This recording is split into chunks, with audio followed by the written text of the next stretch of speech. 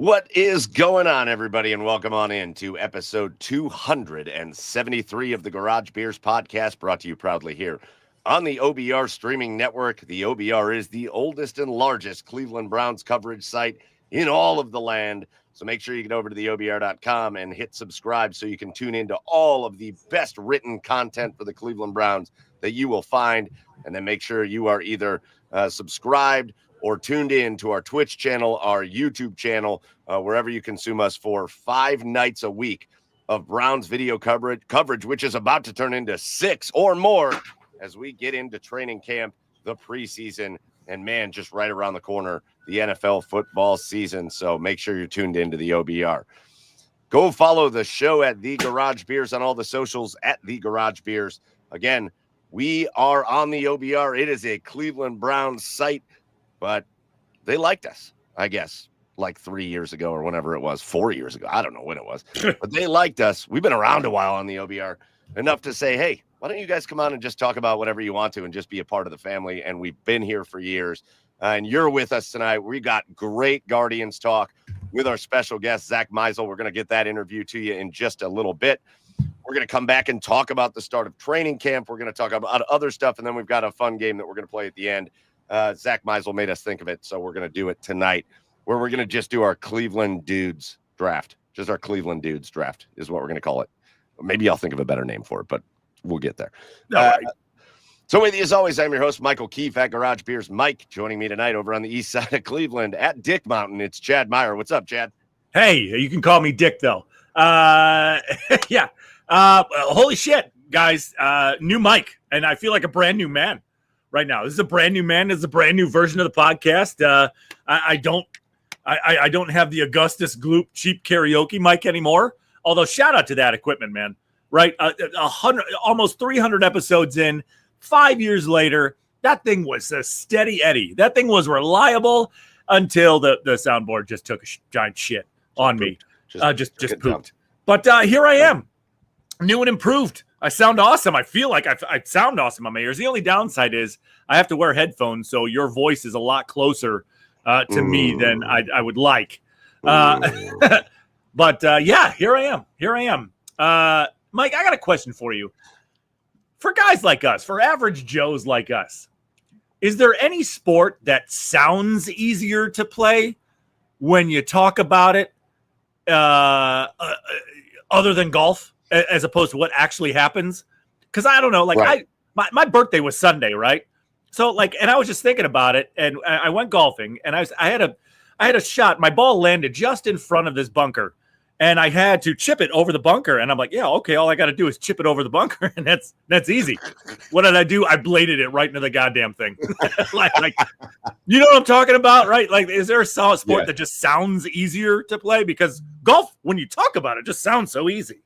Man, I got to tell you, as I'm getting a little older and I hit 40 and stuff, and my son likes to play golf, and I'm golfing more now than I have in a long time. And there's some things that are coming back, which is nice, but it shows you, like, I played a long time, and I played a lot when I was younger, and my best golf I ever played was when I was in like high school. Like, that's when I was my best at golf, because I just played all the time, because my mom would just be like, yeah, I'll pay for your golf, and that was great. Oh, deal. Well, either that or my job at the Cleveland Indians team shop that I used to play golf. All right. But like, hey, you go through life, you don't play as much. I was broke. I was in college. I was after college. I was broke. I worked for the Crushers. I was broke. And you don't have time. So now it's like, all right, I'm going to get out there and play more. And you do find it a little bit more. But like, I'm at the point now where I hit one good shot every hole. And then the rest of the hole is just. No, you're just a crapshoot. Just a giant crapshoot. We were playing. Here's a good example. We were playing. Where was I? I was in Maryland. Then I was playing with a buddy of mine. We walk up to this par 5, and I just mash a perfect drive down the left side of the fairway. Perfect. Uh-huh. It's a par 5, though, so I'm still like 200 and some yards out. And I get my 4-iron out, and I hit the best 4-iron I've ever hit in my life. Right. Get to the green. I'm 15 feet off from an eagle. 15 feet. And I drill the putt. Eagle. Okay. Just the cleanest eagle you've ever seen. Wow. I don't know that I've ever played a cleaner hole. Okay. But then, like, the next hole, I'll go out and have, like, one good shot, and then I'll be, like, 15 feet away again and 3-putt. Just boom. Or, like, Good. Perfect. I played Saturday, and it was, like, a long par 4 that I drilled a drive on, and I was, like, only, like, 70 yards out after my drive. And then I had, like, a 6 on the hole. Like, it took 5 shots from 70 yards out.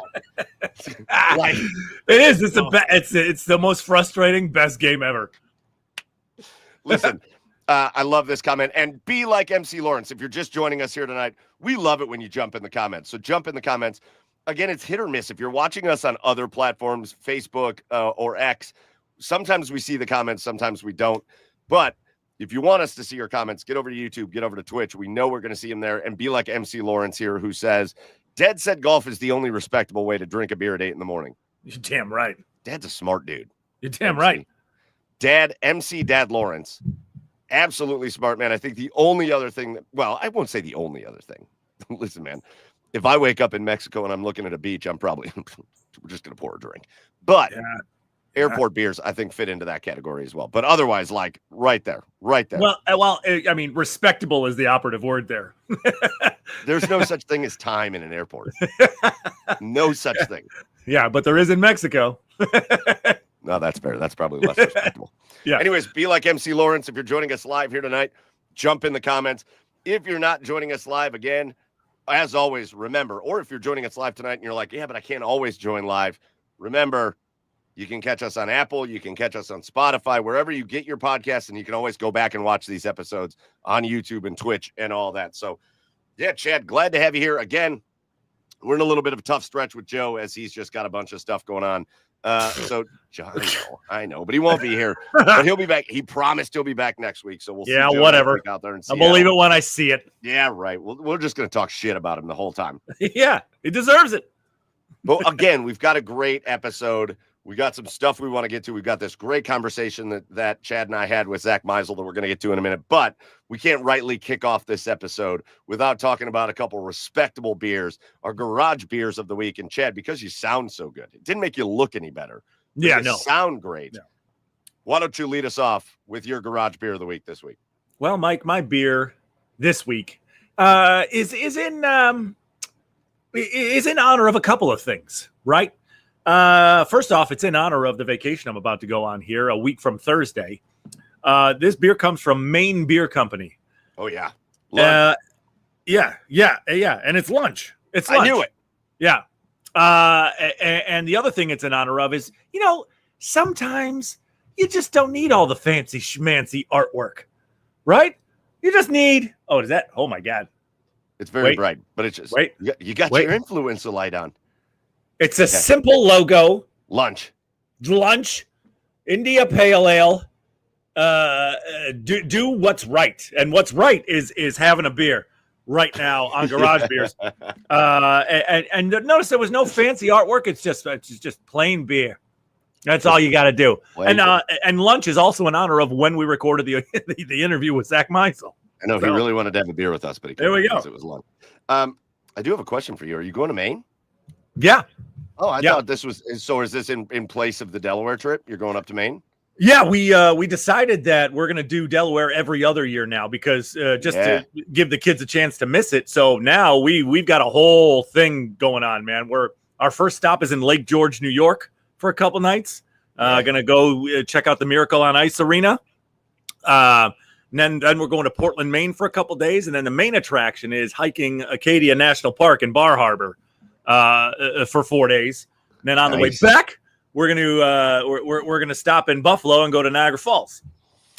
Hey man, on your way up there, you could hit Treehouse Brewing Company. You could just Saratoga Springs, New York. You could hit it on your way up there. You come up through Chicago on his way to New York.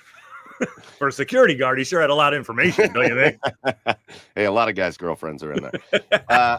Just make sure you talk with your ridiculous New England accent the whole time you're up there. Oh yeah, no problem. Hey, listen, I'm getting a brown butter lobster roll up there in Portland, Maine, and I cannot wait. Joe beer Mannix, and lobster. Joe Mannix in the comments says I think he wants pictures of your beer and lobster. In Maine. Listen, I'm after a beer in Lake George, New York, Michael, that I've been searching for quite a while. And that is, I don't know if you remember Mr. Rob McClanahan.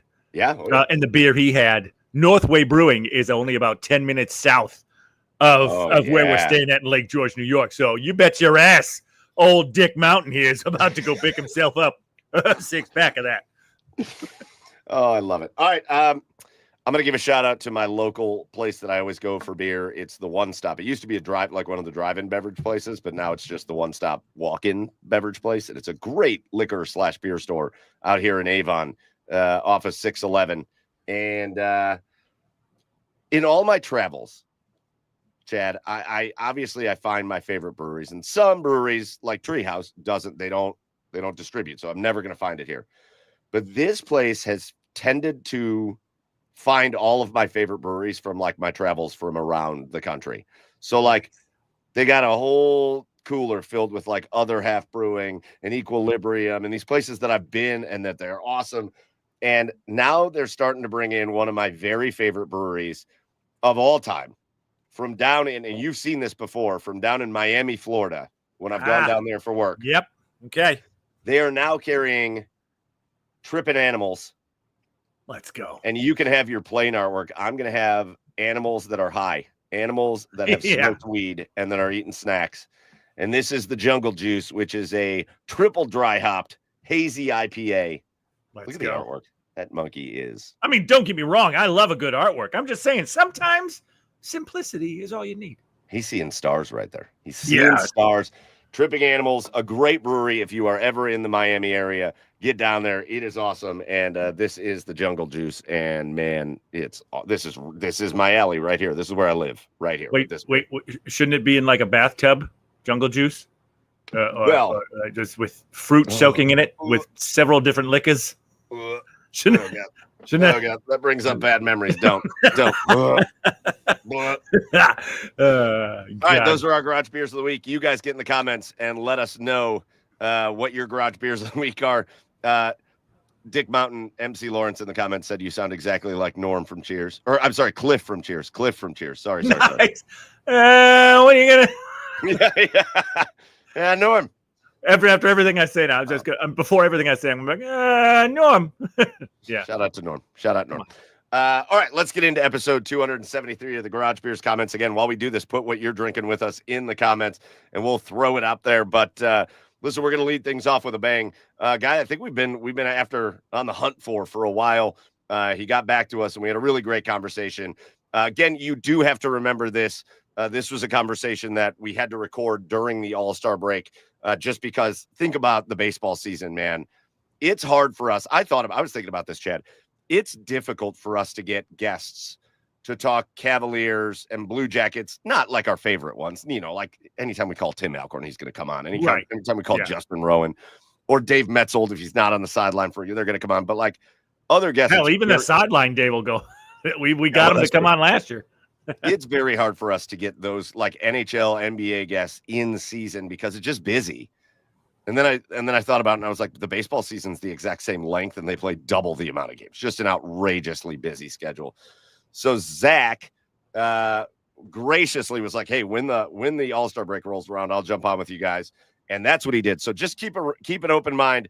This conversation did happen last week. So there may have been a couple things like the Guardians coming out of the break, beating the Oakland A's in the series. And right now tonight, it looks like they're going to take the first two of this series against Baltimore.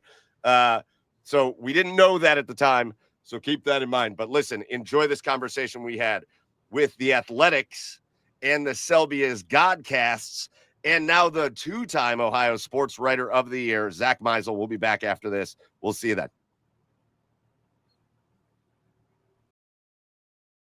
We are very excited now to be joined by our special guest for this week's show, episode 273 from The Athletic, from the Selby as Godcast.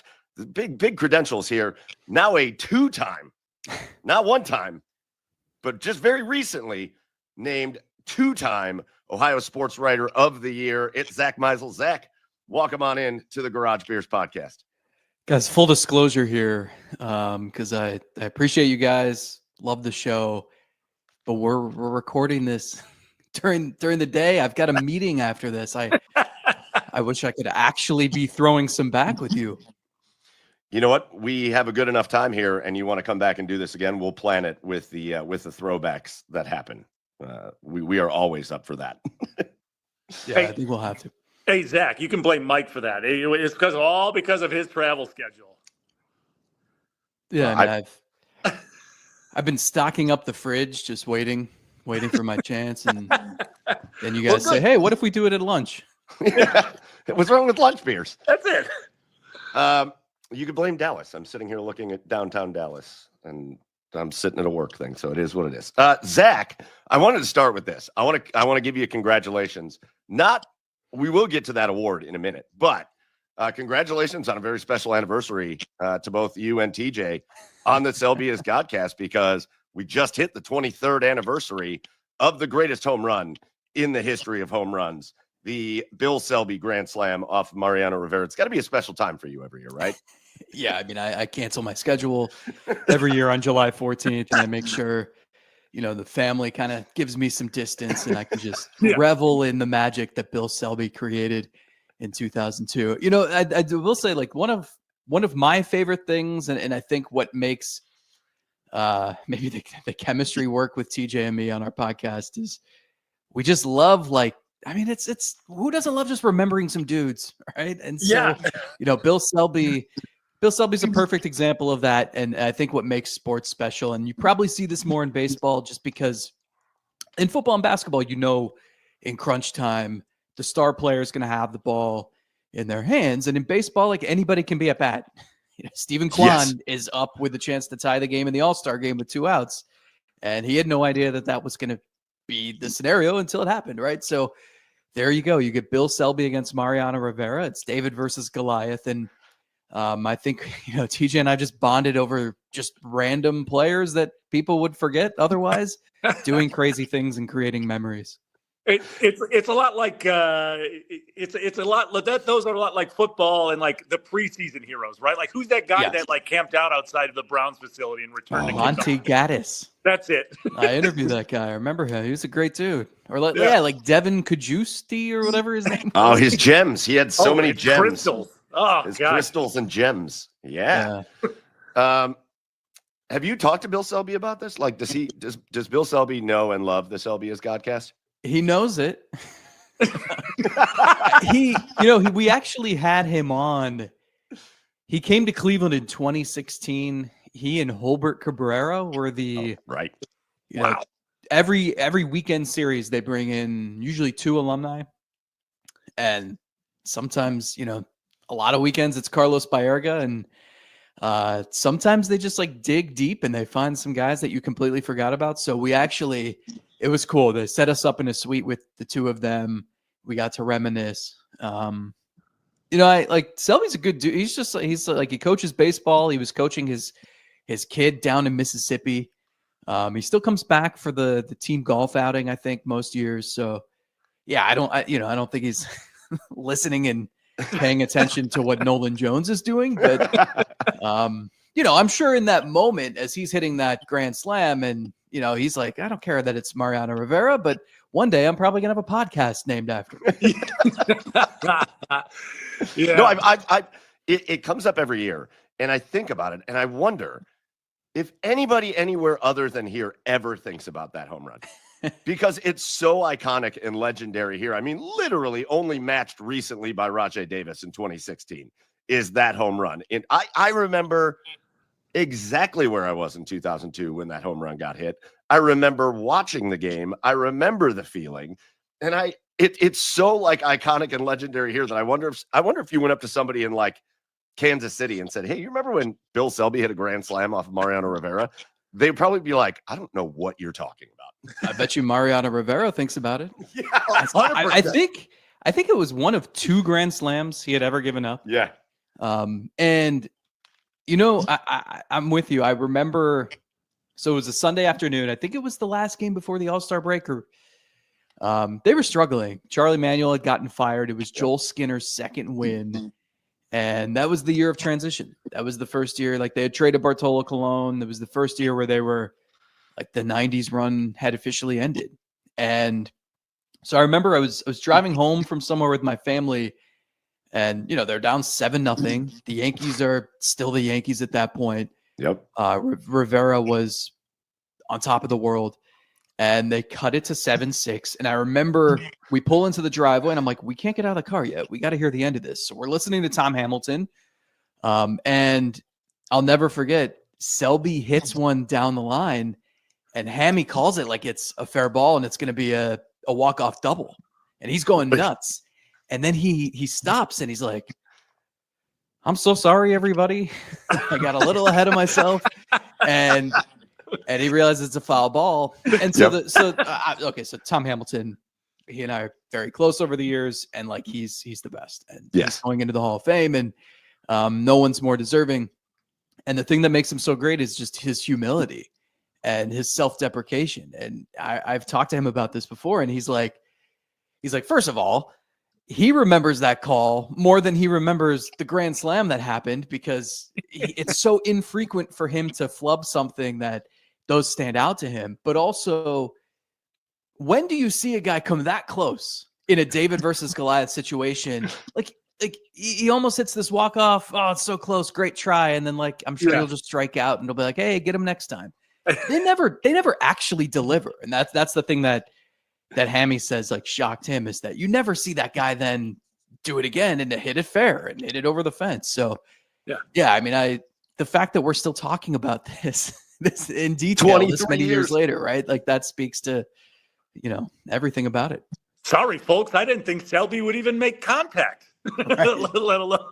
Right. Now well, you nailed it with Hammy though too, and that's such a cool story for this year. And he's joined us on this show, and you want to know humility. One of the best moments that we've had on the show was with Tom Hamilton. And it was after we did the interview, and my daughter came downstairs looking for her. She's the baby, and she was, what was that? She must have been 2, and he sat, and I took the headphones out, and it probably 5 minutes, chit chatting with my daughter who could barely talk. I was like, this is the coolest. If you grew up in Cleveland and you're into media and you like broadcasting and stuff, that doesn't get better than Tom Hamilton. And he did that on this show. So I'll give him a little love there too, because he is that kind of guy. It's annoying because he's so humble.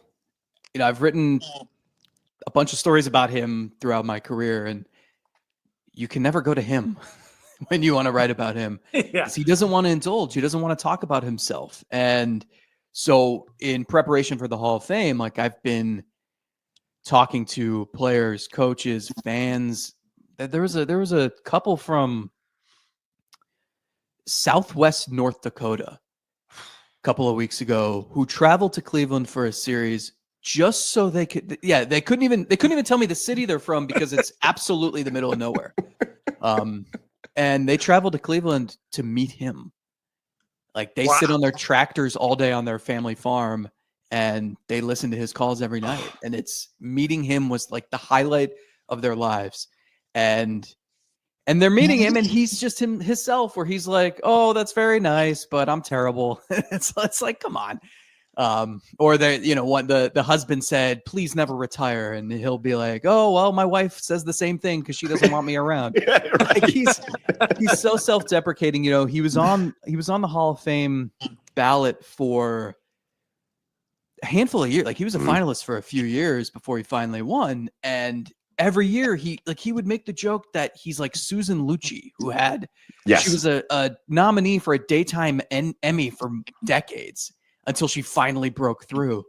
And it's he'd rather talk about the other people on the ballot, the times he's lost, than his greatness. So you have to go to other people who have had experiences. And when you talk to other people who have gotten to know him, that's when you find out he's the same guy on the mic that you meet in person. And it speaks to the sincerity, and he's just so genuine. And so I hope people can see that. I hope they know that he's awesome, and he's the soundtrack to your favorite moments in your childhood and everything like that. But away from the mic, he's every other broadcaster that comes to Cleveland for a series, the favorite part of their week or their 3 days is going in his booth and sitting at the table in the back of the booth and talking shop for an hour before the game. And, that's not that's not common. Like No. that's not Yeah. that doesn't happen everywhere. You know, throughout all this talk of the amazing Tom Hamilton, I can't help but start to think about random players. Like, does anybody know what happened to Shelley friggin' Duncan? Yeah. Where's Herbert Perry? Yeah. Shelley Duncan became I think he's coaching. He's managing in like AAA somewhere. Oh, there we go. God, there's so we could, Nathan you know Michael. what?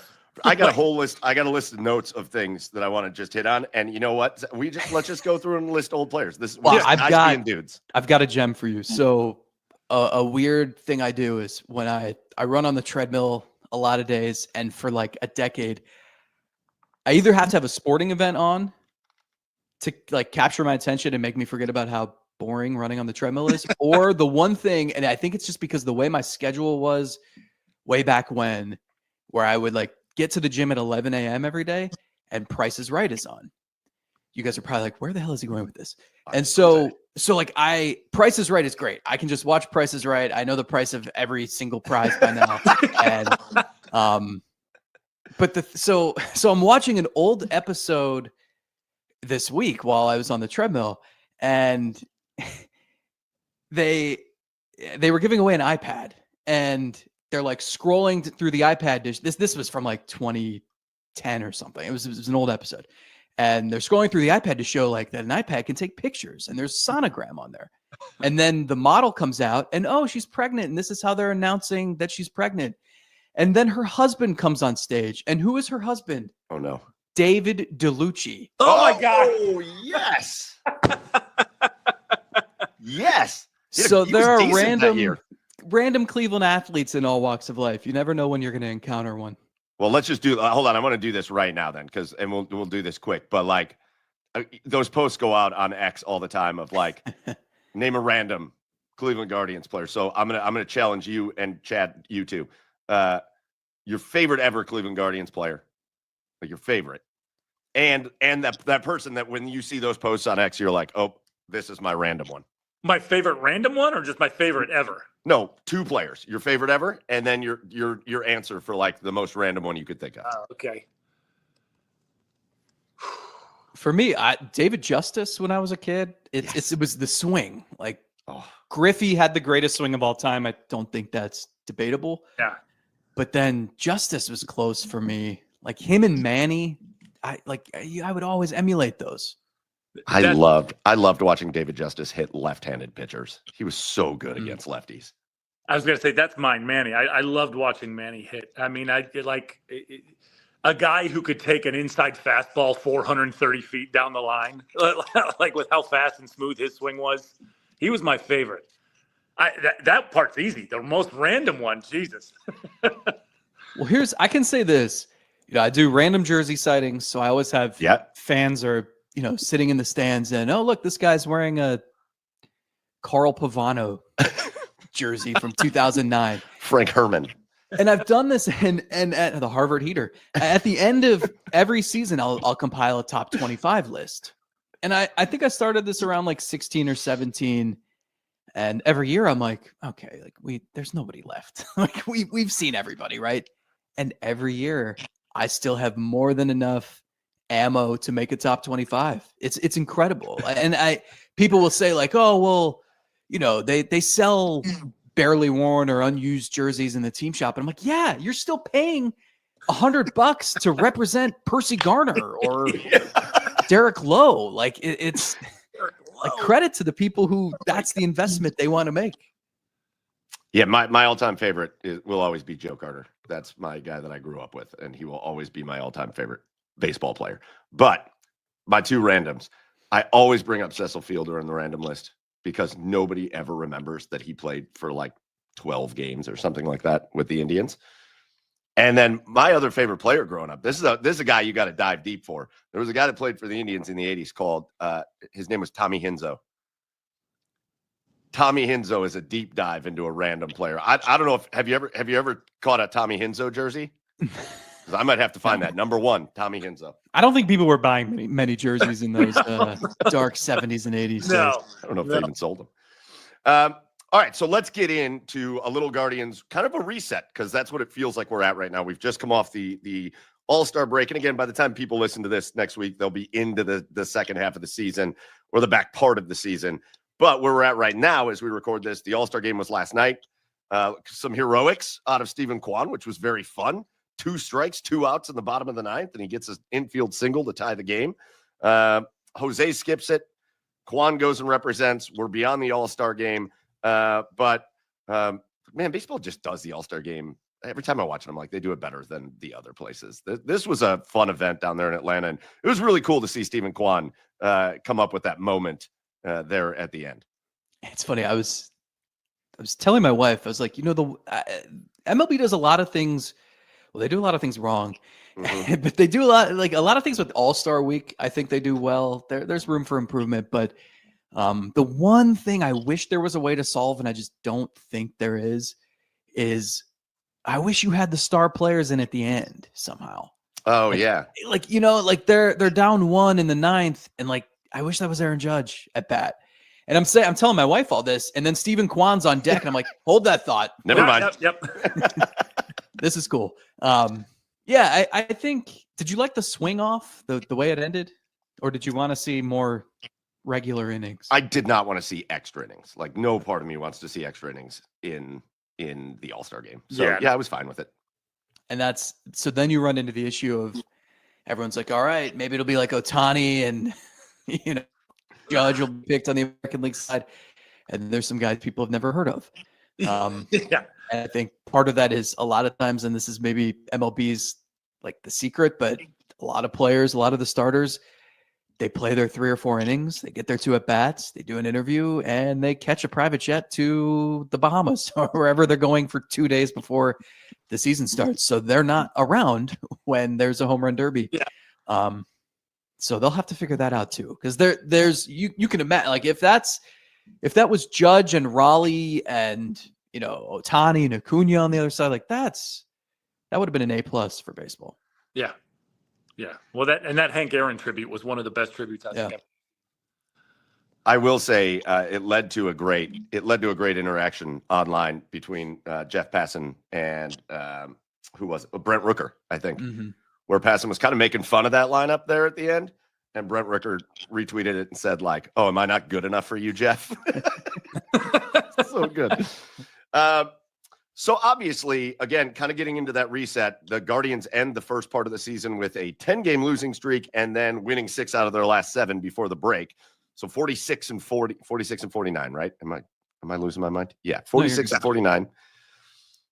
We went from, and you guys actually, I think, did it great on Selby's Godcast, because it was everything sucks. And I think the most recent one was well, hold that thought for a minute.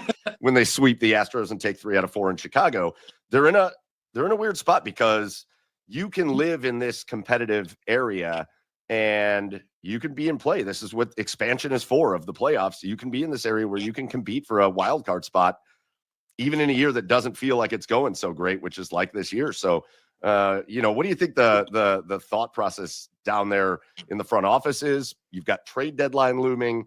You got a lot of rumors floating around about a lot of things. But what do we feel like they are thinking as far as all right, how are we going to compete the rest of this year, and what are our chances to actually do something?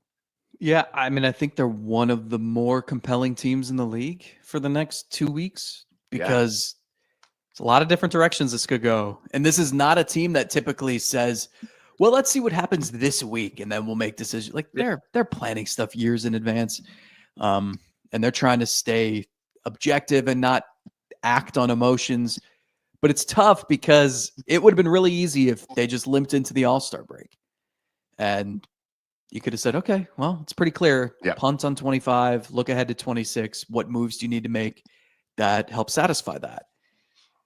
You win 6 of 7, and also the schedule coming out of the break is pretty favorable. So if you can keep that going, maybe that changes the discussion.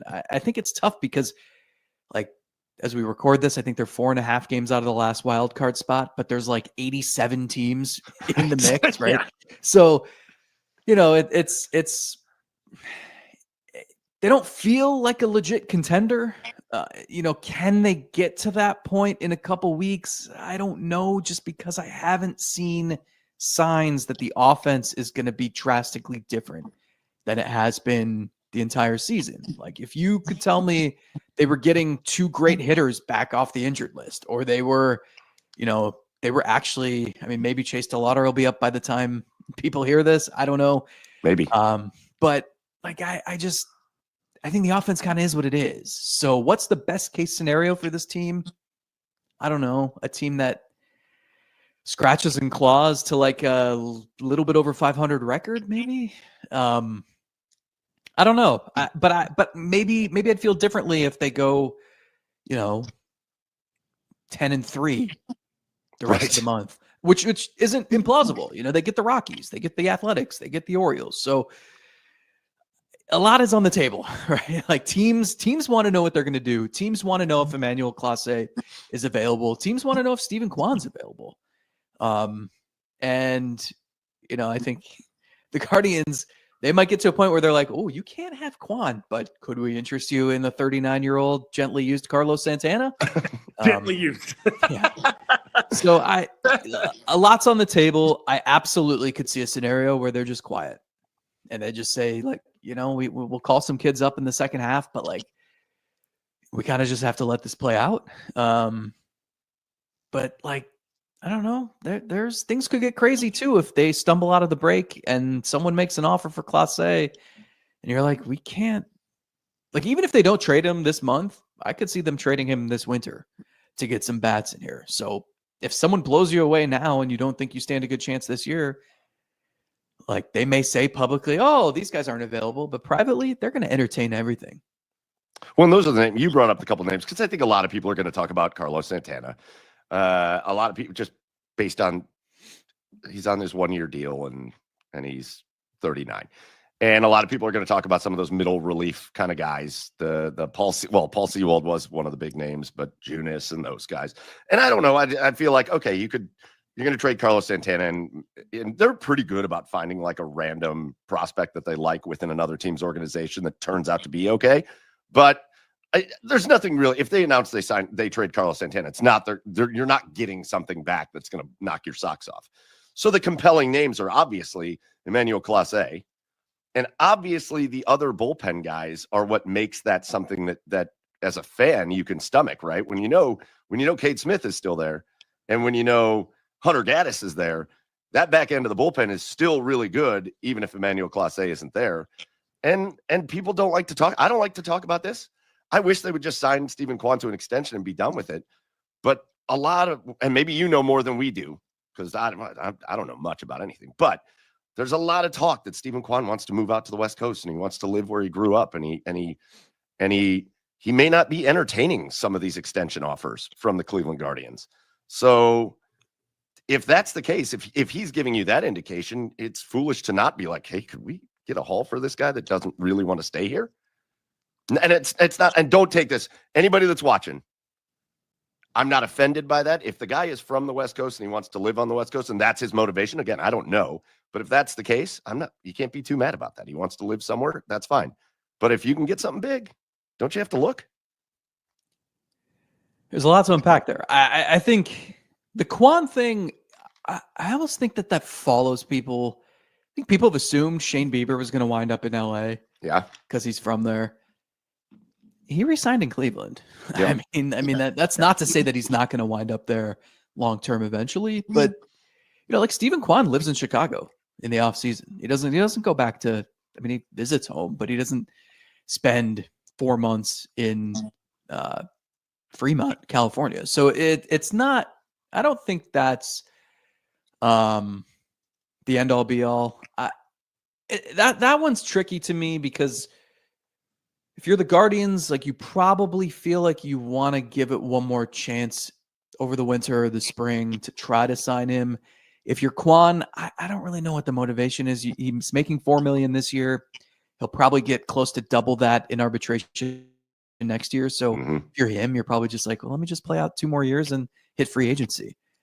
So it's going to be tough. But also, if you're the Guardians, like you have 2 hitters in the lineup that you can trust, right? So, can you afford to trade one of them? I don't know. So that I think that one is one you revisit over the winter. The Clase one's just, it's tough because you should always be thinking to trade a reliever for a legitimate hitter if you can, just because relievers by nature are so volatile. He doesn't really show, like, he's not wearing down. He's not, that guy leads the league in appearances every year. Yeah. And isn't showing, like, it's not like he's throwing 95 now. Like, it's still up there at 99, 100 miles an hour. So I would bet on him remaining really effective for the 3 years that he has remaining of team control. It's just, they're better at unearthing good relievers than they are at developing hitters. So if you can get hitters for him, I think you make that move. But saying that, like, this isn't the bullpen it was last year. And like, Cade Smith is still really good. And I would bet on him moving forward. Hunter Gaddis has had kind of a weird season. Like, I still trust him, but they don't have the depth that they had. Like, maybe Eric Sabrowski can be part of this. Nick Enright has looked good, but we just haven't seen a ton of him. Franco Aleman was supposed to be a guy who was a part of this. He's got some nasty stuff, but he's been a mess at AAA. Mm-hmm. Andrew Walters seemed like the closer in waiting, and then he pitched 1 inning and needed season-ending surgery. So I don't know. Like, bullpens year to year are just so unpredictable. To me, it's just a matter of, like, if you're getting back legitimate young hitters, and like you've proven over the years that you struggle to develop those, then it's probably something you should look into. All right, Zach, before we wrap up, I got just a couple quick hitters on just other quick little topics before we get out of here. Again, this is going to come out next week, so there is a chance that some news breaks on some of this stuff between now and then, but obviously we're still waiting to hear on word on Luis Ortiz. Has there been anything that you've kind of heard on that front that for fans to expect? No, so the deadline is the last day of the break, July 17th. So the team was expecting not to hear anything until that day. It's very possible. And again, like, this will have happened by the time people hear this. It's very possible that his leave just gets extended if they're still investigating this. So you'll hear news one way or the other on the 17th, but nothing. No, I don't think there's any, like, that. I don't think the team is getting like play-by-play updates on, oh, we found this on page 37 of our investigation. Shane Bieber, when's if things go well, he's out in Arizona now, I believe. If things go well, when's the earliest we think we see Shane Bieber in Cleveland? Yeah, so his first rehab outing was July 15th. So you can start a 30-day clock where he has a maximum of 30 days to pitch in the minors before he comes back. So you're probably looking at like the second week, mid-August, something like that, which would give him like 8 starts or so probably in the big leagues. Could be a boost though if they do compete. What a boost that could be. Sure, could use it. Yeah, right. And then lastly, right before the All-Star break happened, we did have the draft, and you saw the Guardians go a little bit of I think they went in a different direction than they normally go in a couple different ways. But the big name they pull is Jace Laviolette, which is a great hockey name that they pull from Texas A&M. They get Dean Curley, who I was pretty excited about that. I know a lot of people were excited about that. The infielder out of Tennessee. Other names, though, just thoughts on the direction of the Guardians in the draft. It's funny, they have the reputation of they can turn any no-name 20-year-old pitcher who throws 89 miles an hour into a Cy Young contender, right? And if you look at their top prospects rankings, it's like all hitters. The top 10 is, there's like one pitcher in there, right? Yes. You know, you've got DeLauder and Bazana and Jason Churio and Ralphie Velasquez and Cooper Ingle and Juan Brito and like all these position players. And they're just desperately trying. They're like, look, it's been a struggle.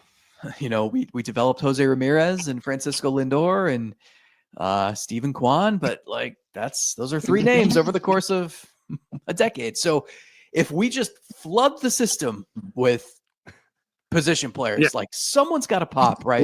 Law of averages. Yes. So they have all because again, like they don't need to have, you know, Daniel Espino had the number 1 starter stuff, right? And he was a top prospect pitcher, but he got injured. So they're like, well, let's not bother with that. Let's do what we do. We don't need top prospects to develop on the pitching side. We can develop anybody.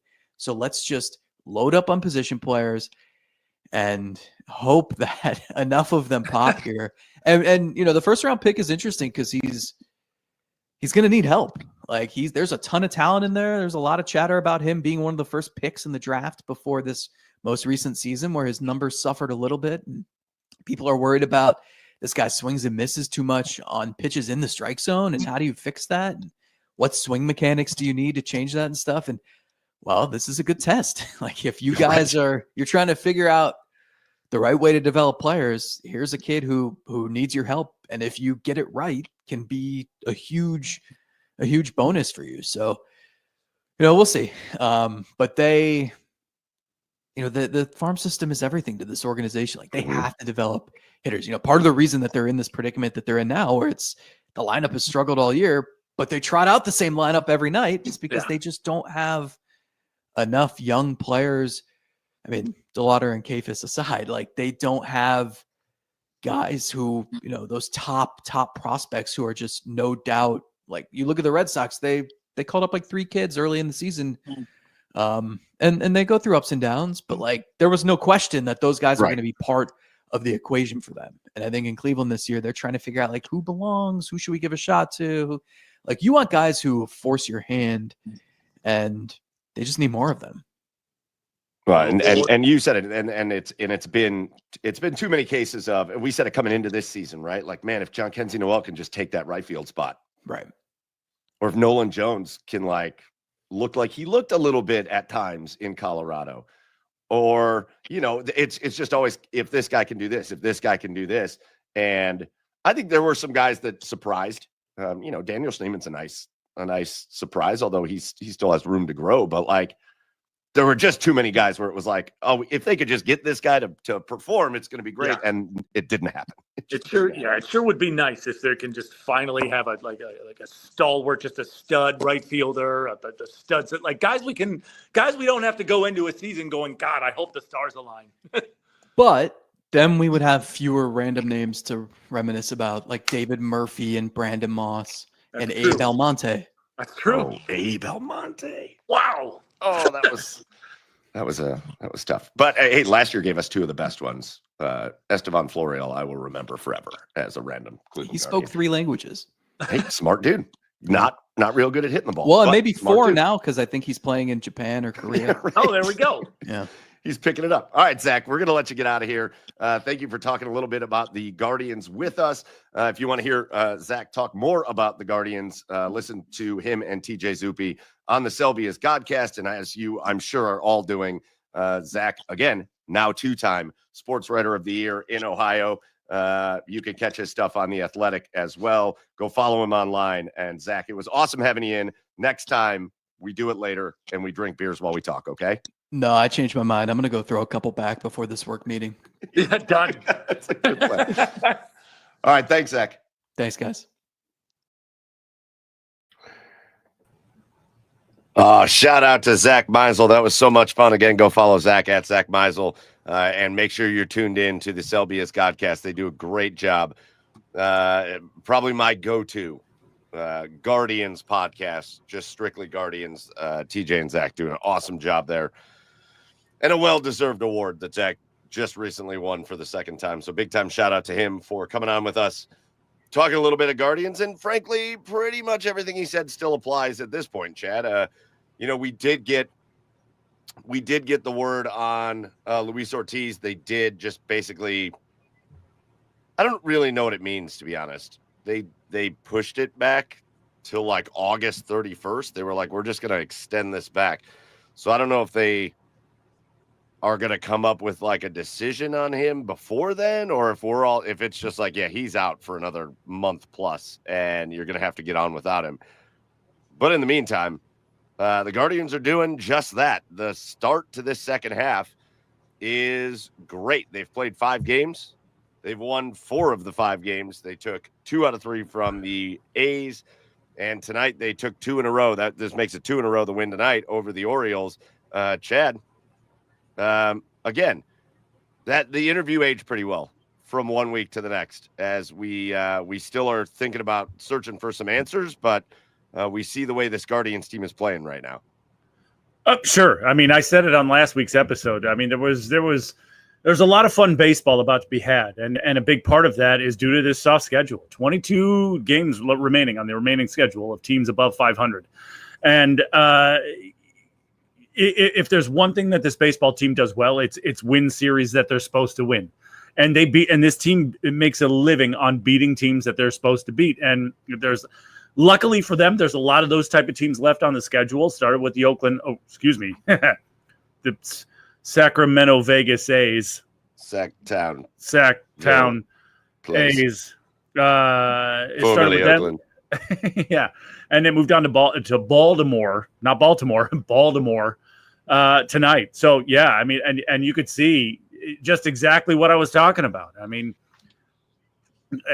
whatever it is, they just do a great job of beating these below 500 teams. So this team is about to go on a massive run, in my opinion. I mean, obviously they're not 22 games in a row worthy, but a lot of series wins are about to happen this second half of the season, just because this team beats these less talented teams. But it also shows you, one, man, watching them play the A's and now the Orioles, it's been like watching the Guardians versus the Bizarro Guardians, the Guardians versus the upside down Guardians. Sure. These two teams, the A's can mash. Like, that's a lineup that hits the ball. The Orioles, look at the Orioles lineup. It's outrageous. It's outrageous that team sucks. But, man, the pitching is so bad. Like, oh, my Lord, the A's pitching is so bad.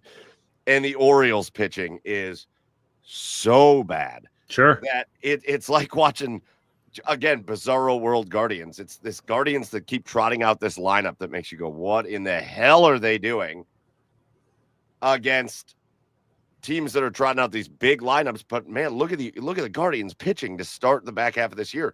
Even tonight, Joey Cantillo. What? Well, they are rolling out Slade Ciccone, and even yesterday with Bybee. Bybee had the worst start to that game that he could have possibly had. I think us lumping the ace moniker on that dude came prematurely. Sure. But But even after giving up 3 runs in the first inning, and then, man, the Guardians yesterday, Jose Ramirez with that 3-run homer, just 3 batters, 3 runs, boom, we tied it up. Yeah. It was like, oh. But after that, Bybee was great. You're trotting out, Gavin Williams. You're trying and they're all just pitching well. They're all of them. The Cleveland Guardians pitching staff, I don't know that we have appropriately talked about how good they are. Right now, they rank. Their pitching staff basically in all major metrics ranks in the top 5 of all of baseball. And that's their starting pitching. That's their starters. And the bullpen's coming. I mean, look at Cade Smith. He's still really good. Emmanuel Clase, awesome. I mean, he is back to form. Their pitching staff is unreal. And it shows you they've built around that, Chad. And when they go up against teams that have built around offense but not pitching, the Guardians win most of the time. Yeah, well, like I said, exactly. I mean, they beat teams that they're supposed to beat. And yes, this starting pitching staff has gotten better. I mean, if you looked at just the ERA alone, if you looked at their ERA month to month to month, it's gotten better and better and better. So the pitching has really come along. But the story of the rest of the year is going to be, can this offense keep up? And they're going to be about to face a bunch of terrible pitching staffs. I think they go to the Royals after this series, which is going to be a tough series for them. And then they play the Rockies after that, which is another series I'm expecting to possibly sweep. So, I get what you're saying. And again, I'm not trying to be a Debbie Downer for the most part, because I love watching them win. I'm going to have a lot of fun watching them win. I'm going to have a lot of fun watching them mash these terrible pitching staffs. I'm going to have a lot of fun watching the development of Slade Ciccone. How about the emotions the other night against Oakland? Yep. Him trying to come out and finish that complete game. And you could tell that just a guy who wears his heart on his sleeve, who wears his emotions on his sleeve. And he's putting his all into this city, into this team. And, he's a guy that's turning out to be easy to root for. Gavin Williams, has put together a bunch of good starts. Joey Cantillo, right? I think this is his nasty tonight. I think this is his third start in a row now where it looks like he's really starting to trust his stuff. And it's just, it goes to the reputation of this Guardians team where they just continue to churn out arms.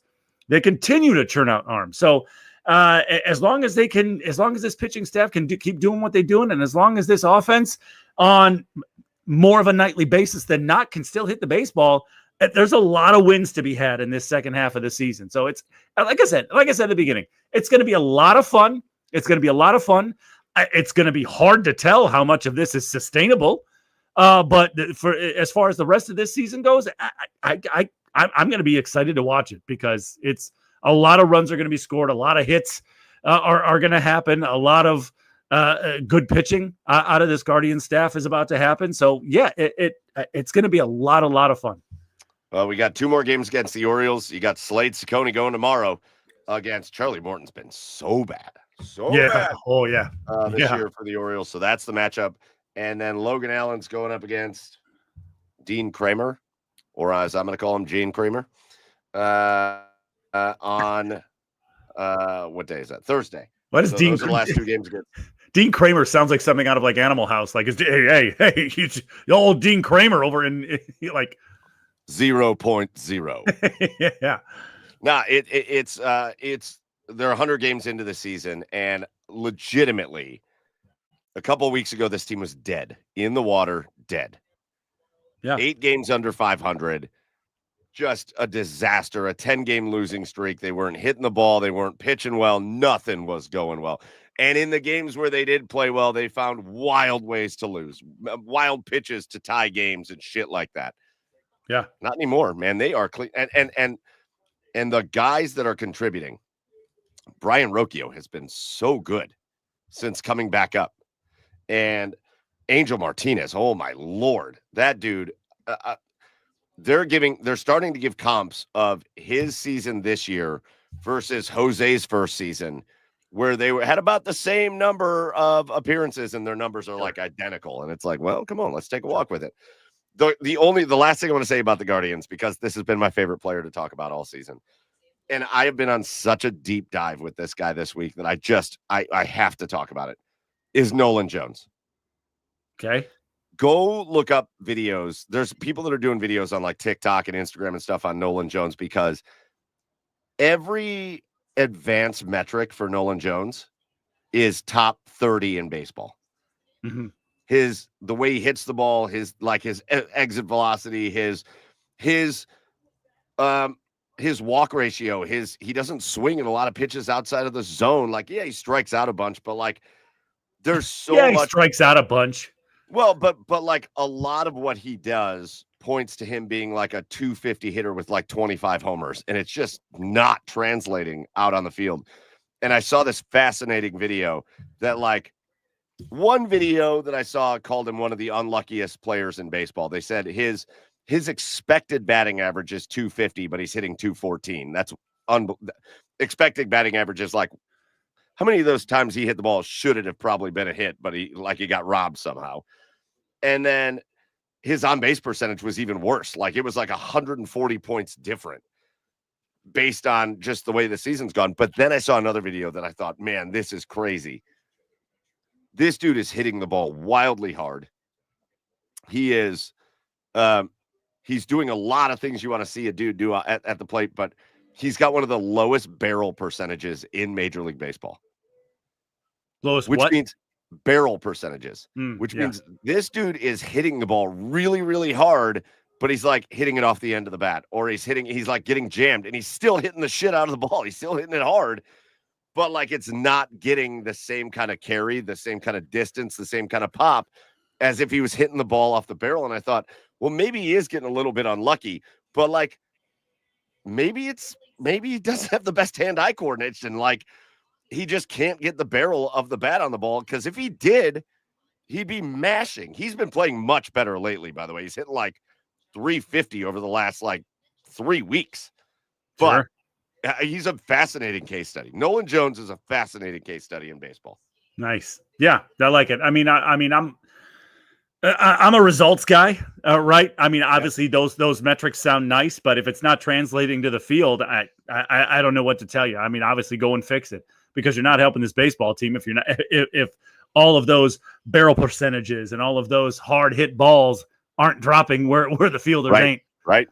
So it's nice, and I hope he does turn it around, because they're going to need him. But I don't know. I guess my whole thing with the Guardians the rest of the way is it's exciting, but I want to I want to keep it in context, because like if you're trying to sell me on that this team is a contender, especially in the second half of the season, like I can't listen to that. But if you're going to tell me that this is fun and I love the way these guys are playing, yeah, absolutely.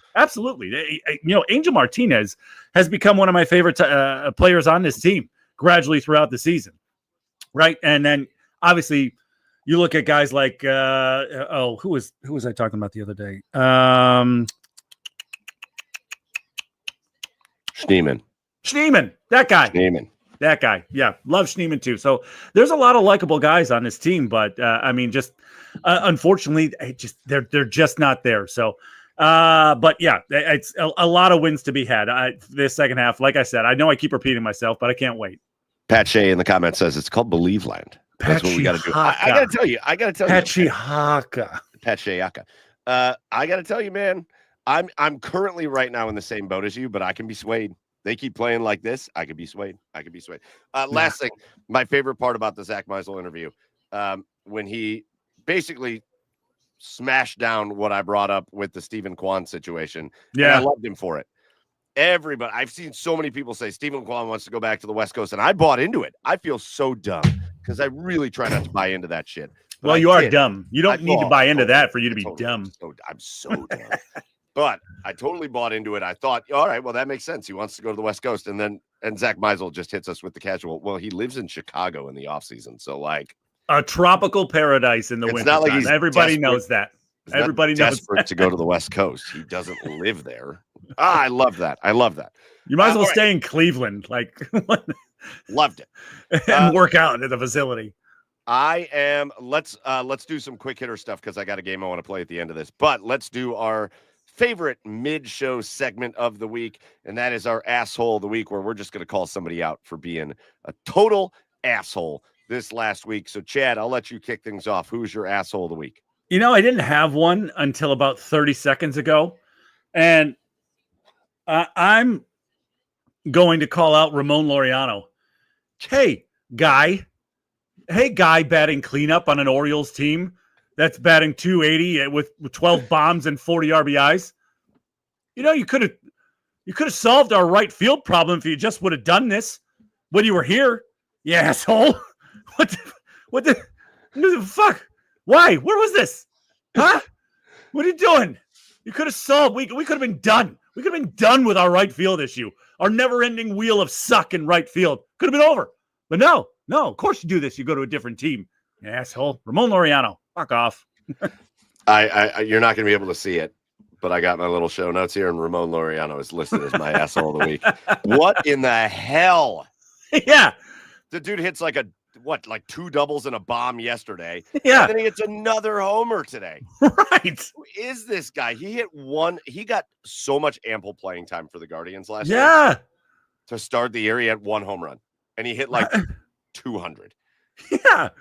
And this dude is just, and he's coming into Cleveland and just mash. He's an asshole. Total asshole. I agree with this. The hell? It's selfish is what it is. It's selfish. It is. Well, of course it is. Selfish. All right, well, then you leave me no choice. Sean in the comments calling out Cox Cable. Asshole of the week for no internet all day. Using his hotspot to stream. Shout out to Sean, though, for being a dedicated hotspot streamer. Yeah, dude, I'm going to have to spank his booty and hug him next time I see him. That's real weird. He's got a hard butt. He does a lot of power squats. You can tell. Super weird. Well, no. I guess just guys being dudes. Guys being dudes. For my asshole of the week, I guess I'll take the low-hanging fruit. But I'm gonna take the Coldplay couple. I really waffled on whether I'd call him the asshole of the week or the cheer of the week, because on the cheer side of things, it spawned so many great memes and things. And now with AI, there's so much stuff that has come from that has been so funny. But the reality of the situation is, what an asshole. The two of them. I don't remember what the lady's name was, the HR director, but yeah. the two of them. Andy Byron, the CEO of Astronomer, and whatever the lady's name was the HR director at the Coldplay concert, just cuddling, just straight cuddling. And then Coldplay puts him on the kiss cam, which I think is fucking hilarious. And the reaction is priceless, right? The dude ducks, just gone, ducks. And she just turns, and her idiot friend, who she looks as bad as both of them, because it's like, the situation here and you think it's funny. That's his HR, wasn't it? Wasn't it Astronomer's HR lady? Well, that's the lady he was like hugging up on, but then there was the other lady that was like laughing. She was like a friend of theirs laughing. Listen, the situation, I don't want to make, people got real sensitive about this. I'm not going to get real sensitive about it because, it's a shitty situation. They were both married. Well, I think she actually was divorced, but like he was married, and that sucks. But just total assholery to go do that at a concert and then just act like nobody's going to see it. Yeah. And now there's a rumor. Now that there's a rumor that this Andy Byron dude, is thinking of suing Coldplay. Yeah, I was just about to say, double down on the asshole for him, dude. Screw you. What do you mean screw? What do you mean you're gonna sue Coldplay? They put you on the camera. You were in public, and they put you on the camera. You did that in front of all those people. They didn't like hold you. They didn't like make you stand there and hug her. You stupid idiot. You did it. You did that. And again, we got I don't know that I've seen Mark 23985 in the comments. Bunch of memes after it were pretty funny. Hell yeah, they were. That's why I almost gave it the cheer. That's why I almost gave it the cheer of the week. But like, nah, that was asshole moves. And now that they're threatening to sue Coldplay for it, even assholer. So that's my asshole of the week. Even more assholey. So assholey. Yeah. All right, those are our assholes of the week. All right, Chad. Yeah. The Browns training camp is starting. Whee. I don't know that I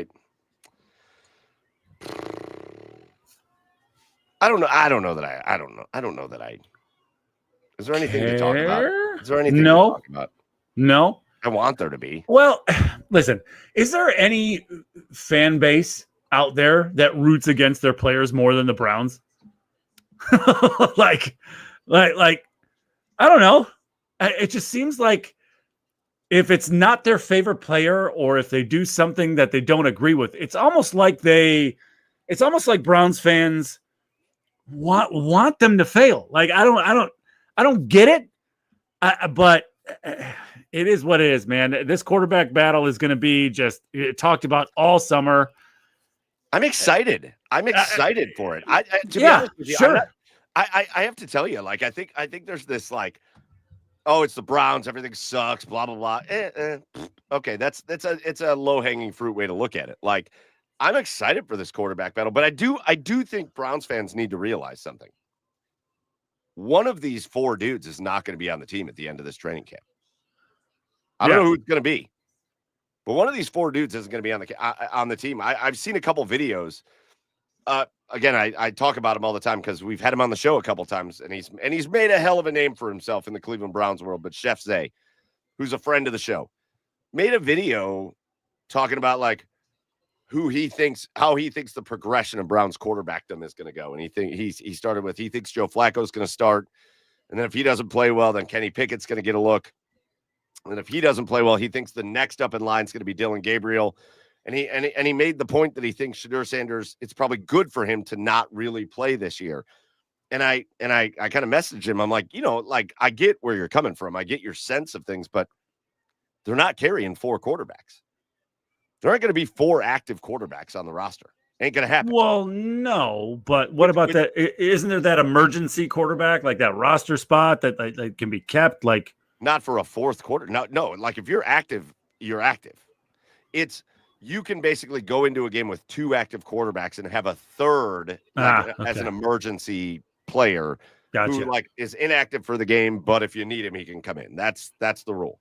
Gotcha. But like, so I said in that situation, if you think those three, if you think it's like Flacco and then Pickett's the backup and then Gabriel's the next guy up, you're not gonna subject Shedeur Sanders to being able to be picked up if you try to sneak him onto the practice squad. Yeah. That's not gonna happen. No, and Mark, somebody, oh God, this Deshaun Watson talk is killing me. They pupped him already. You're never gonna see Deshaun Watson active for the Browns again unless something weird happens. Let's not even go there.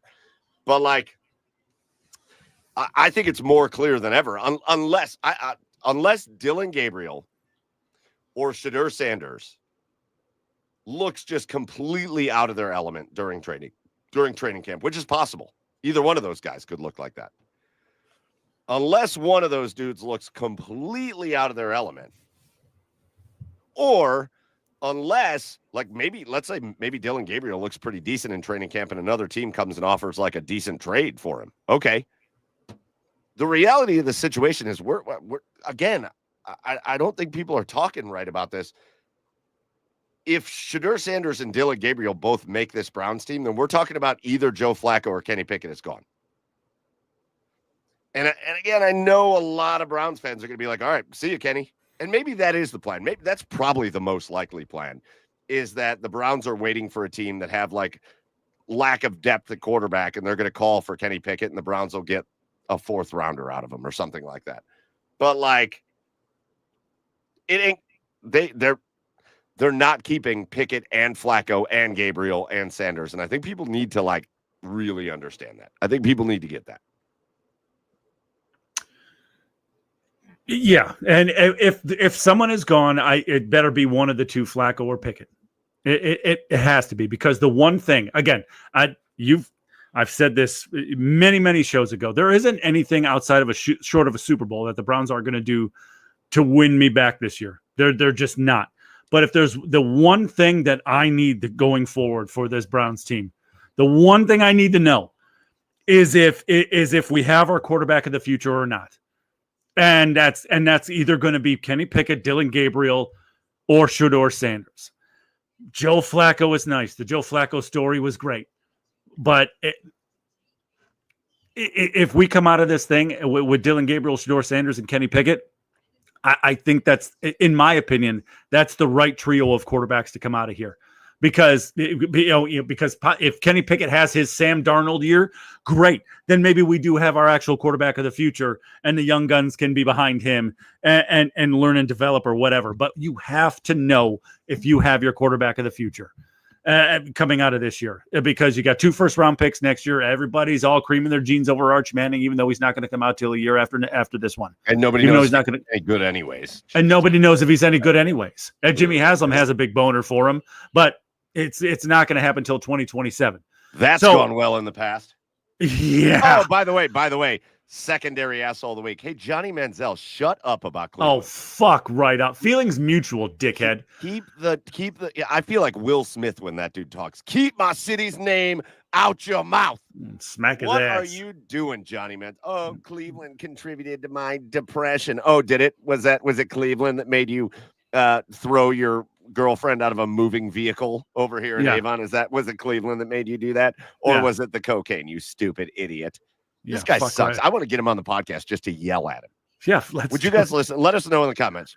Would you tune into that podcast if we got Johnny on just yelled at him until he left the podcast? Yeah, give me. It would be as quick as 5 minutes we've ever done on here. To be honest, I don't care if maybe that ends the podcast and maybe we just go out in a blaze of glory because nobody will come on with us after that. I would love it. Would that be the single best? That would make the writers of The Sopranos look like idiots. Yeah, because we ended our podcast like that. Imagine. I wouldn't let that dude get a word in.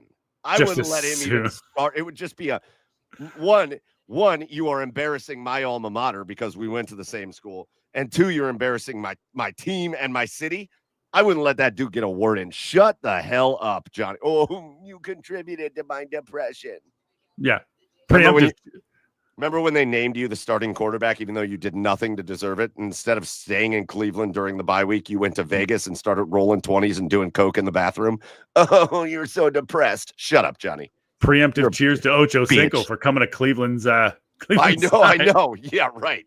Oh, the worst. I watched the Johnny Manziel documentary. It was fake. It was BS. But I watched it and I was like, he's just trying to do a little PR.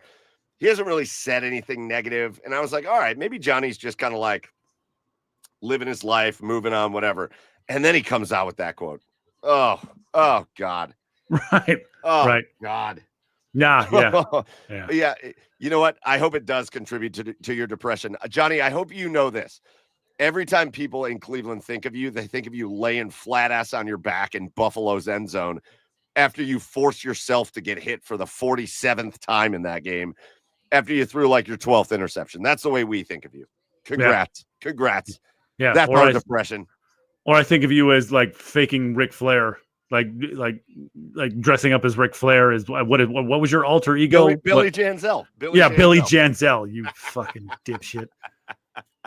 But yeah, I guess that's just my point is we need to come out of this season with our quarterback of the future. I don't give a shit what the record is this year.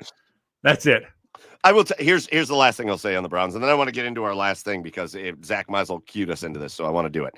I will tell you this. If they come out with Flacco as their starting quarterback, you better damn well think that you have a Super Bowl roster. And I know people are going to laugh at that. And you probably should. And I'm not going to defend it. But if you come out with Joe Flacco as your starting quarterback, you better damn well feel like you can compete for the AFC North. You better damn well feel like you can compete in the playoffs against these other AFC teams. And you better damn well feel like you can make a run in the playoffs. And you could laugh about that all you want. I'm not saying I believe that, but if you come out with Joe Flacco as your quarterback, that has to be your feeling, because otherwise there's not a single reason that you would play Joe Flacco this year. And I like what he did here a couple of years ago, but you learn nothing. You learn nothing from doing that. Yeah, you completely learn nothing. You learn nothing and you don't get anything out of it. Absolutely. If you think you're going to win with him, if you think your team's going to be good with him, if you think you're going to be able to, if Kevin Stefanski, and I trust Kevin Stefanski, and I know he's got 50% lovers and 50% haters. I'm on the lover side of things. I trust him. If Kevin Stefanski feels like he can recreate that magic with Joe Flacco and not get him to be on pace for throwing 50 interceptions a season, if he thinks he can recreate that, okay, I'll buy into that for a season because you got to go for it every year. Sure. But if that's not how you feel, if you're just like, well, he's the best of nothing, then play the other guys, because who cares? If you don't think Joe Flacco is going to lead you to a contending season, play the other guys. Right. Play them. Right. Completely agree. All right. Completely agree. I would almost rather have them start Dylan Gabriel or Shador. But we'll see how it plays out. I'm gonna continue. Listen, I don't really ever hear anything about Dylan Gabriel, but I think he just kind of keeps himself out of things. I'm gonna continue to shout out Shador Sanders, man. I don't know if he's ever gonna be any good. I don't know if he's ever gonna. The shit he's doing off the field has nothing to do with whether or not he's gonna be good on the field. With that being said, all the stuff we talked about with him coming into the draft, all the stuff we talked about with him on draft weekend, all the stuff we talked about of, is he bringing the circus? Is everything going to be a drama show with him? None of that has been a situation. Nope. He has been unbelievable in his first test with the Browns. He is passing it with flying colors, which is, there is no circus. Right. Outside of just the media circus, but he didn't bring that. Nope. There's no prima donna. This dude is showing up. What's the apartment that like caught on fire and he just showed up to like be with the people? He's showing up at high schools. Again, I don't think it doesn't mean anything. If the guy sucks at quarterback, he's still going to suck at quarterback. But props to this kid. He's showing a level of maturity that if teams weren't taking him because they were afraid of all that, they probably feel foolish right now. They They made a mistake in that aspect for sure. Yep. That working drive-throughs as well for in the community. Like he's just out there, man, doing good. That's all he's doing. And again, it does not mean a damn thing about if he's going to be a good quarterback or not. But like, everything he's done has been positive so far. So shout out to that kid. All right. So I want to play a game with you, Chad. We're going to do a draft. For sure. You versus me. Boo. Five rounds. Okay. You can pick, you have to pick one player. I'm going to explain the draft, but here's the rules. Okay. You have to pick one player from each of the 4 franchises. Oh, shit. Okay. And then your 5th player can come from anywhere. From anywhere. Okay. All right. So I want to do, for the first time ever on the Garage Beers podcast, I want to take inspiration from our interview with Zack Meisel. And I want to do the Cleveland/Columbus Blue Jackets dudes draft. Okay. Just the randomest. They could be random good. They could be random bad. They could be big names. They could be small names. Just the randomest dudes that you can think of that have played for the Cleveland Browns, the Cleveland Cavaliers, the Cleveland Indians/Guardians, and the Columbus Blue Jackets. You got to take one from each team. And then I got to take one from the Jackets? Yeah. Oh, yeah. You got to take one from the Jackets. Shit. And then your 5th pick can just be whoever. Okay. So, I'll go first. And I'll go with the first overall pick. And man, there's a lot of good ones. It's funny because each team has different. The random dudes that have played for each team are different in all the random areas. Right. Like, what do you mean by that? Well, I don't want to give away my strategy here, so I'll explain it. Okay. As we go. But I'm gonna go with one that I always forget about, but I think it's a top level. Like, oh shit, that guy played in Cleveland, and he actually played. And so the first pick, this is probably gonna throw some people off, but I'm gonna go with the Browns. And I'm going to go with the fact that in 1995, okay, there was all a right. quarterback for the Cleveland Browns that threw for 125 yards that year. Okay. His name was Jim Harbaugh. And I think a lot of people forget that. But my first overall pick, I'm going with Jim Harbaugh for the Cleveland Browns in 95. Okay. Especially, I feel like years ago, you wouldn't have thought twice about that. But after what he's done with his coaching career, Sure. Now that's a big deal. So I'm going Harbaugh, 95 Browns. Okay. All right. Man. Okay. Well, now that I know you aren't taking my Browns pick, I'll start with the Jackets. Right. I'll start with the Jackets, and I'm going to go Jonathan Quick. What a stint he had here with Columbus. I don't know anybody who could ever forget Jonathan Quick in a Jackets uniform because he never wore it. So you could forget it, I guess. But yeah, Jonathan Quick, just a storied career, multiple-time Stanley Cup champion on the Columbus Blue Jackets. That's my Blue Jacket pick. Oh, I love that. That's so good. Just storied. How many jerseys do you think they sold? Oh, wow. Tens of tens. The most jerseys. Of tens. All right, wrap it around. You went Jackets first, so who are you going to take next? I'll take my Browns pick. All right, and wow. I mean, obviously, again, another guy who was well known throughout college, had quite the time in his first stint with his first team in the NFL. But who could forget Vince Young playing for the Cleveland Browns? Oh my God, Vince Young, looking for another shot in the NFL, spent 11 days. 11 days with the Browns. And he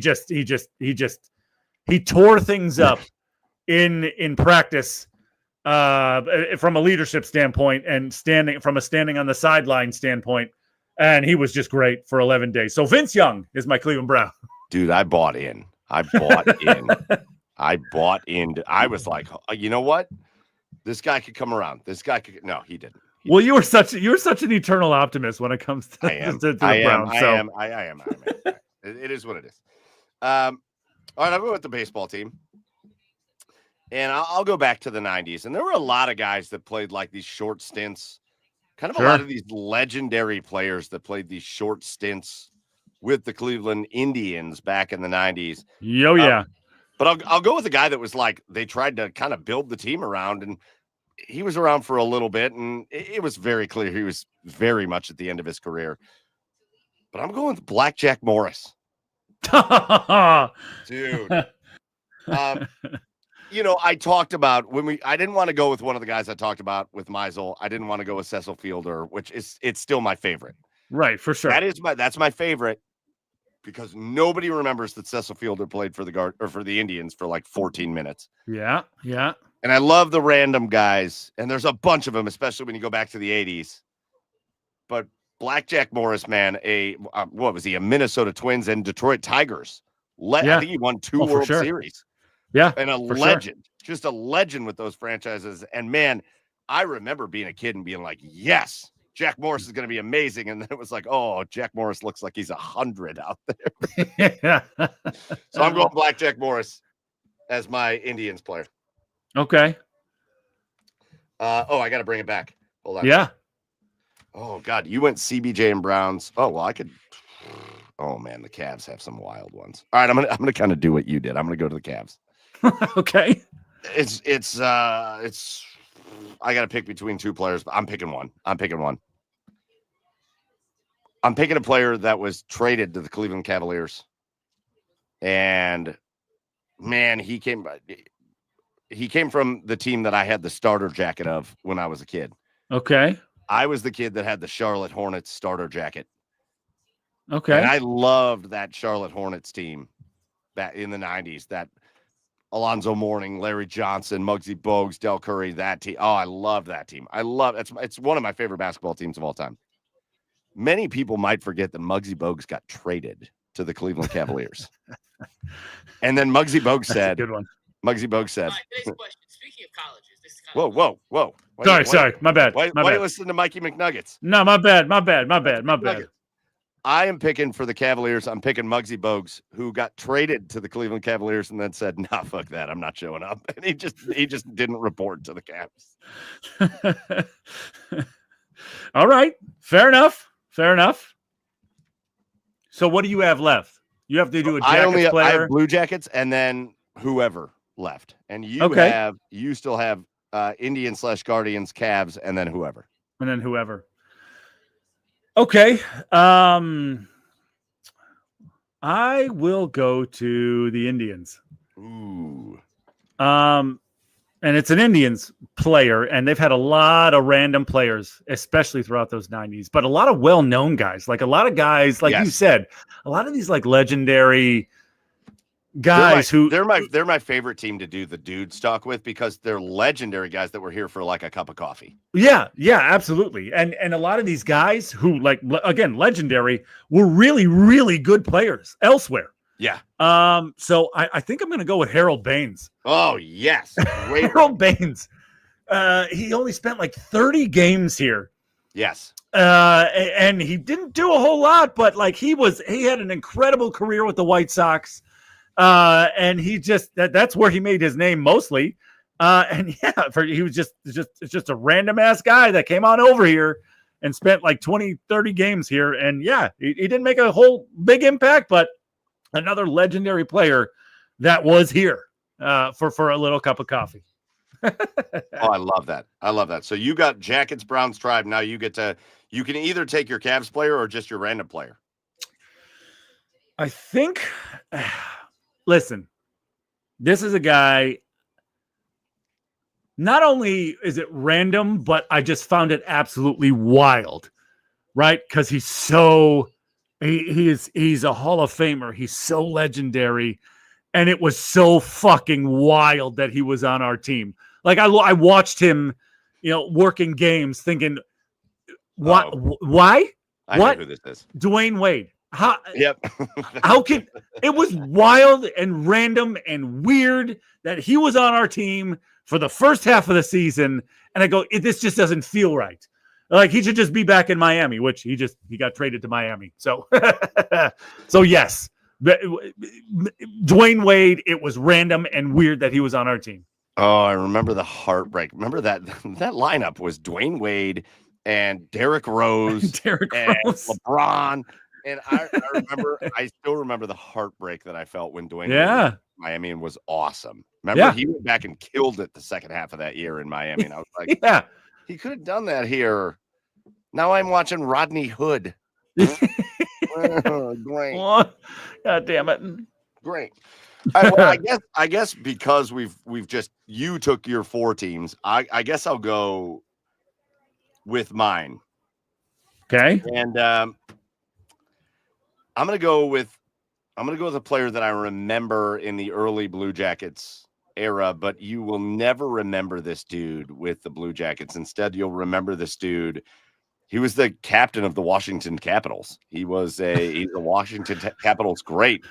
And in the early days of the Blue Jackets, he showed up and again, he kind of had a cup of coffee and there's nothing really memorable about his time with the Jackets, but I'm going to go with Chris Clark, who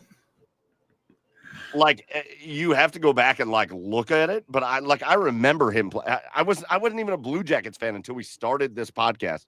Yeah. But I remembered seeing Chris Clark in a Jackets sweater and being like, what is it? What is that? What just happened right there? There's other players that are like that, but I'm going to go Chris Clark with the Jackets, former Capitals captain. Former Capitals captain. Okay. And then, so now I just get to pick one. Now you pick one. All right. So I'll tell you what I've noticed here. The Cleveland baseball team, the Indians Guardians, lots of legendary players that came for a cup of coffee. That is, when you look at the Cleveland Indians and their past, that is what it is. There's so many big name players, especially if you kick things off in the Jacobs Field era in 1994, just these massive Hall of Fame type players that came for one or even a half a season. Yeah. So that's the Indians. The Browns are the most random names. It's just the most random assortment of names. And that's if you're trying to find players that actually showed up for the team. Not we were talking with Zack Meisel and he brought up Devin Kajust. We're not talking about that. We're talking about guys that played. The Cavs, again, hilarious in terms of guys who got traded here and were like, nah, fuck that. I'm not playing there. There's so many of them. And then the Jackets are the kings of players that have played one game in the NHL and never played ever again. Yeah. And I'll go over some of this in honorable mention at the end. But I think I'm going to go with one of my favorite, short-term Cleveland Indians of all time. But a guy that, if you'll remember back in the 90s, I think he was only here for half a season, but man, he hit the cover off the ball. Oh, yeah. He hit almost 400 in his time in Cleveland. I know where you're going with this. Oh, do you? Oh, yeah. I'm going with the man that wore the craziest helmet I think I've ever seen because he got hit in the face. I'm going with Kevin Seitzer. Yeah. Kevin Seitzer, man. Kevin Seitzer had a really, really good MLB career. He was a really good hitter.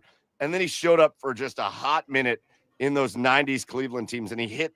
All he did was hit. All that dude did was hit.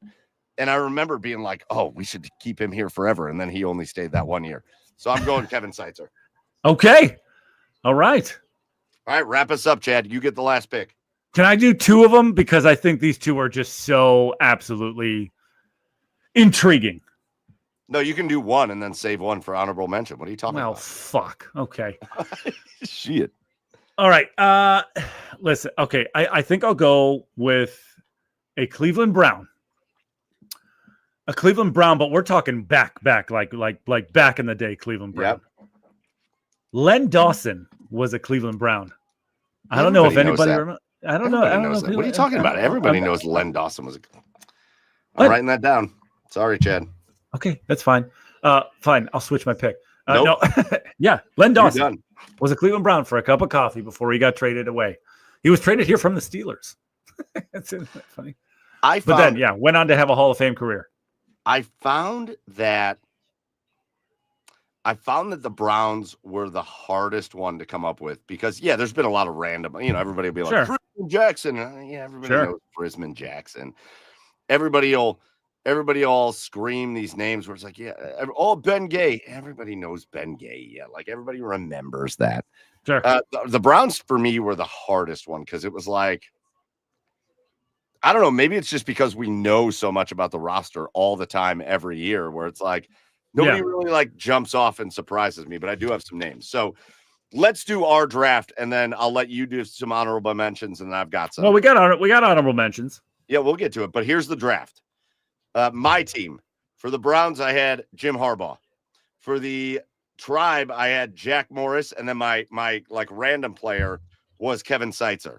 For the Cavaliers, I had Muggsy Bogues, and for the Blue Jackets, I had Chris Clark. Chad leads off with Jonathan Quick, which just a great pick there. For the Blue Jackets, the Browns, Vince Young, the Tribe, Harold Baines, the Cavs, Dwayne Wade, and then Len Dawson for the Browns. So if you're watching us live, just type in the comments who you think had the better assortment of just dudes, just Cleveland dudes. Yeah. Just naming Cleveland sports dudes. But a couple honorable mentions. What do you got, Chad? Bill Lambier for the Cavs. Yes. So you should have done that one. Yeah, well, he was my other one. I don't know. I was debating between the two. But yeah, drafted by the Cavs, only spent 2 years here before he was traded to Detroit. So yeah. Bill Lambier, Dave Winfield. Bill Lambier, most overrated player of all time. Yeah. Like, Dave Winfield for the Indians. There's so many guys. There's so many of those guys. You know, Juan Gonzalez, Ellis Burks. Who was here for those Indians teams. Oh, gosh. I had Winfield. Man, I loved that guy. Yeah, of course. How could you not love that guy? Yep. I'm trying to think. Who else do you got? Who else do you got for honorable mentions? Man, for the Tribe, I had a lot. I had Glenn Allen Hill. Oh, yeah. Remember Glenn Allen? Man, that guy could hit the cover off the baseball if he actually hit it. John Smiley. Candy Maldonado, one of the all-time great names. Candy Maldonado. He was here for longer than that, though, wasn't he? He wasn't random, was he? Yeah, but he's a name that I think a lot of people forget. I think when you think back to those teams, you don't think of Candy Maldonado, but yeah. Lou Merlone for the Cleveland Indians. One of my all-time favorite baseball players, because there's no baseball player that I know that sits at a biker dive bar and just pounds beers more than Matt Stairs. Matt Stairs. I've never seen a guy hit more big-time home runs in my life than Matt Stairs. Loved that guy. He played a minute. So that was my Indians. Guardians. Browns. It's just random names. Oh, go on. Who was that guy from the Bucks that was on the Cavs for a while? He was pretty random. Wore the glasses. That's another guy I'm thinking of. He was kind of random. Eddie Jordan. Eddie Jordan for the Cavs. Oh yeah.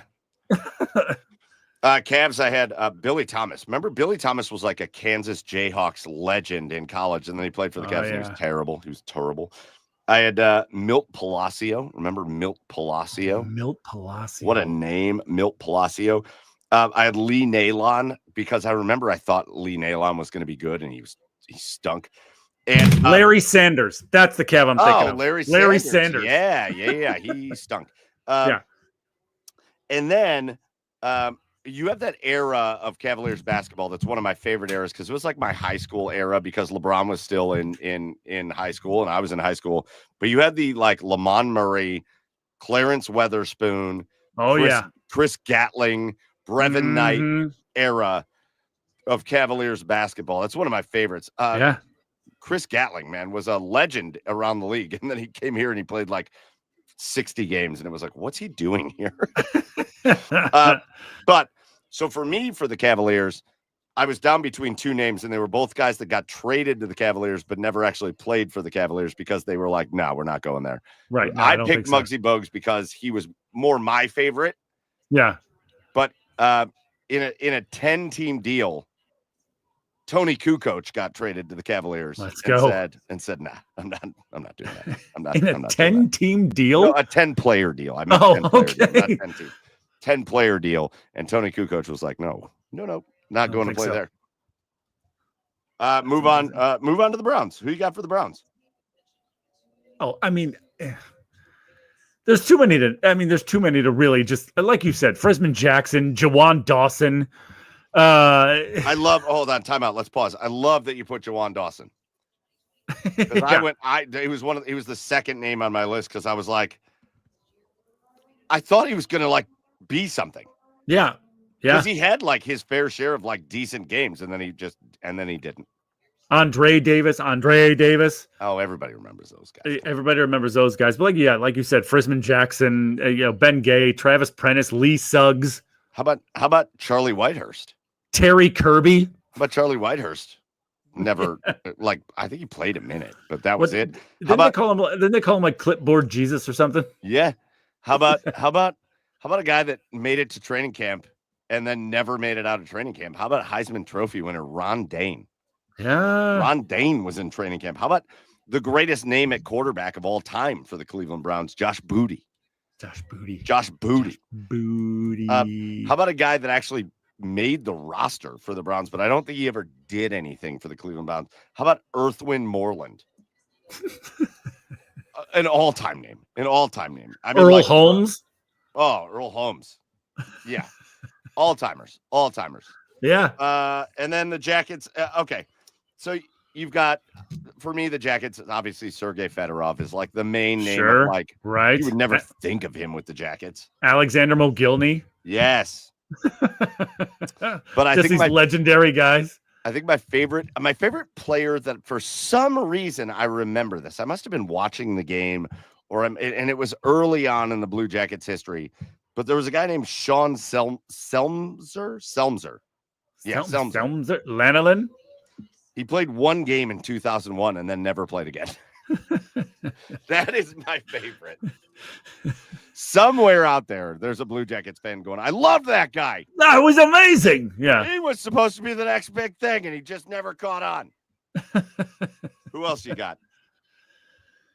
Those are the two big names that stick out, like Fedorov and Mogilny. Everybody forgets. I mean, they were at the end of their careers, like Antoine Vermette, Manny Malhotra. Oh, yeah. Mark Denis. Oh, I saw it. Yep. Yeah, there's a lot of it. There's a lot of guys like people on here that just wouldn't know. Jan Hayda, who had an incredible career else in Edmonton. Those are the names that really stick out for me. Love it. Shit. What was why am I blanking on this? Who was the player who came over from, was it Minnesota they came over from, and then they were just like, yeah, I'm never gonna play. Espen Knutson. Yeah. Espen Knutson. Anyways, we'll just keep doing this. We're just gonna keep doing dudes of sports. But that was our dudes of sports draft again. Harbaugh, Morris, Bogues, Clark, and Seitzer. For me, Quick, Young, Barnes, Wade, and Dawson for Chad. Solid drafts overall. All right. We're going to do our cheers of the week, and then we're going to get out of here for episode 273. So, Chad, I'll let you just do it. Lead us off with your cheer of the week. Well, Chad, otherwise known as Dick Mountain, tonight. Dick Mountain. Oh, here we go. My cheers goes to amazing sports names. Like, we've done this before in the past where we've put together a lineup of baseball players with just the best names ever. Like, it's like, especially guys back in like the 20s and 30s. It's like, and starting at third is Curly Pubes or something like that, right? Rich Hill. And it stems from Rich Hill starting tonight for the Royals. 45-year-old Rich Hill, which makes him the only player in professional sports, Mike, and all the four sports that's older than we are. But hey, that's beside the point. But the reason why that's not so much of a bummer is because you learn he has the greatest nickname, one of the greatest nicknames in all of sports, and that's Dick Mountain. All right. Yes. Rich, another name for Dick, Hill, Mountain. So I decided, I was like, is there anybody else other than baseball players that have sweet names? And I found 15 of them. I'll run through them real quick. But I think you're going to enjoy some of these. How about Hull City striker Dean Windass? Like a guy who plays soccer there for Hull City. I'm sorry, did you say Dean Windass? Dean Windass. Hell yeah. There's an Olympic volleyball player named Destiny Hooker. Hookins your destiny. Dick Trickle, obviously, that's an obvious one there for Yeah, NASCAR. obviously, you got to throw that in. Yeah, of course. A guy who played in 144 WHL games, Dick Paradise. Okay. Then there's a Swiss soccer player, Andre Muff. Well, if you know anything about nicknames for those in the past. But anyway, there's Chubby Cox as well. Chubby Cox was one of the more decorated athletes. I feel you, Chubby. I feel you. And he was also Kobe Bryant's uncle, so shout out. Who could a guy that never became a household name, but a guy that you're going to remember him for the rest of your life after I say this, Steve Sharts. Steve Sharts. Stevie Sharts. Stevie Sharts he was a minor league baseball player, but he obviously never amounted to anything. Dewana Boner set a WNBA record for what was it? Now stand out for 59 straight free throw attempts. She made 59 straight free throw attempts. So good on you, Dewana Boner. Who could forget the famous tennis player Ivana Mandic? Obviously, well, correct. Speaks for itself. And then we're going to skip over a couple of here, but there's also a Korean baseball player named Kim Yu-suk. Yeah, he does. Kim Yu-suk. Yeah, of course he sucks. Bronze medalist for Japan and on the Japanese volleyball team, Yoshi Takeshita. I believe it's Takeshita, but that's Takeshita. It's Takeshita. Yeah, all right. Takeshita. Well, say it. And then there's no. This person isn't an athlete. Finally, this person isn't an athlete, but they work for FIFA. It's a Tokyo Sex Whale. Tokyo Sex Whale. So shout out to just awesome names. That's what I say. Cheers to awesome names. The walk of shame after you're with Tokyo Sex Whale is wild. Wild. Incredible. Love that. Great names of sports. That's the cheers for Dick Mountain over there, Chad Meyer. Hey, listen, mine's my cheers. I kind of always wait till the last minute. I shouldn't do it, but I always wait till the last minute. But how do you not do a last minute cheers to just an icon, Ozzy Osbourne? How do you not cheers Ozzy? That dude did a concert like 2 weeks ago. Right. And now he's dead. And Ozzy Osbourne is the ultimate. And I feel like Ozzy Osbourne never feared death. And I feel like he, as a person, wouldn't care about just kind of like honoring him, but also like really talking about who he was. Sure. Ozzy Osbourne was the ultimate juxtaposition between that guy's still alive and that guy's never going to die. Yeah. Right? After all the shit he did in his younger years, yeah, you're surprised. I can't believe he made it to 76. Can you imagine when their MTV show came out, when it first came out? What was the show called? Oh shit, what's that show called? It was something with the Osbournes. Yeah, something. Sean, I just remember. Yeah. Sean. Imagine when that show came out on MTV in mid 2000s, early to mid 2000s. Imagine somebody telling you that Ozzy Osbourne was going to live until 2025. You'd be like, oh, okay. All right, guy. Yeah, I'm sure he is. Sure he is. And he did. So the ultimate, every time I saw him, I was like, oh shit, he's still alive. Like, oh my God. Yeah. But then when you would see me, you'd be like, well, that guy's never going to die. Nope. Like that guy's living forever. I'm gone before he is. And news broke today that Ozzy Osbourne, just one of the all-time classic rock, pioneer of heavy metal music, just all-time and all-time character, right? Like all-time character. Ozzy Osbourne, gone, passed away today. And he's getting my cheer because I love music, and I love history, and I love crazy characters. And man, he is one of America's craziest characters, especially when it comes to like entertainment, music, acting, all that. And listen, man, that guy's gonna live on forever. So that's my shout out, Ozzy Osbourne. Will never be forgotten for sure. Big cheers to Ozzy. All right. That is going to do it for episode 273. Our last order of business is just to hand out our thank yous. Our first thank you goes to the OBR. Get over to the OBR.com and hit subscribe. And if you're watching us on the OBR's YouTube or Twitch, make sure you hit subscribe there. and like it there as well. Big shout out to the OBR, the oldest and largest independent Cleveland Brown site in all of Cleveland is the OBR, and they host us as well. So big time shout out to them. Big shout out to our guest tonight, Zack Meisel, part of the Selby is Godcast, the writer for The Athletic and two-time winner of Ohio Sportswriter of the Year. And frankly, there's not a lot of people that cover the Cleveland Guardians like Zack Meisel does. So make sure you go follow Zack. Big shout out to him for coming on. And next time we have him on, we'll certainly make sure to do it later in the day so he can have some beers with us. But he was awesome. We had a great time talking with him. And we look forward to having him on in the future. Our biggest shout out and our last shout out goes out to all of you. We had a lot of people in here with us tonight. So shout out to everybody that joined us live here on the broadcast tonight.